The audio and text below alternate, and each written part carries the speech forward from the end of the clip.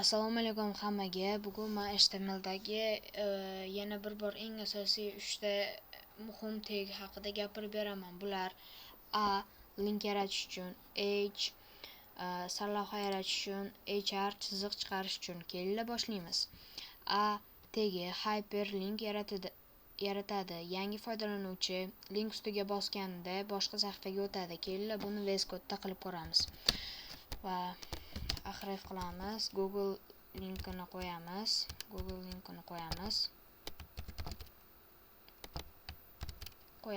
va Google deb yozamiz. Google. Href bu qayerga o'tishini bildiradi. Google esa ekrandagi tekstdir. Kelinglar live saver qilib ko'ramiz. Live saver qilganimizda ekranda ko'rib turishlar mumkin va buni bosganinglarda Google sahifasiga olib borib o'tadi. Shuningdek, orqaga qaytamiz. Endi sizlarga H tagi haqida gapirib o'taman. H1 dan H6 gacha. H tagi sarlavha yozish uchun ishlatiladi. H1 bu eng katta sarlavha yaratadigandir.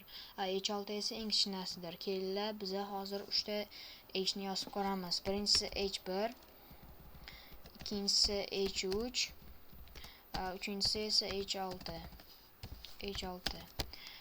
Eng kattasidan boshlab eng kichkinasigacha. Birinchi salom deymiz, undan keyin frontend deymiz, oxirida esa HTML deymiz. HTML. Va yoki raqam kichkina bo'lsa yoki kattaroq chiqadi.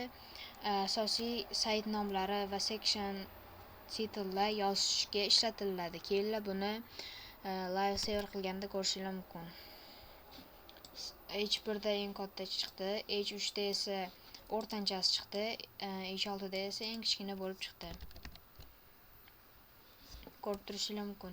Endi sizlar bilan HR tagiga o'tamiz. Endi HR tagi haqida.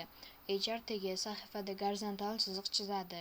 Bu chiziq sahifada bo'limlarni bir-biridan ajralishi uchun ishlatiladi. Misol uchun H1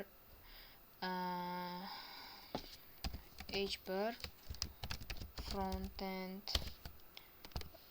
P ga esa HTML ni o'rganamiz.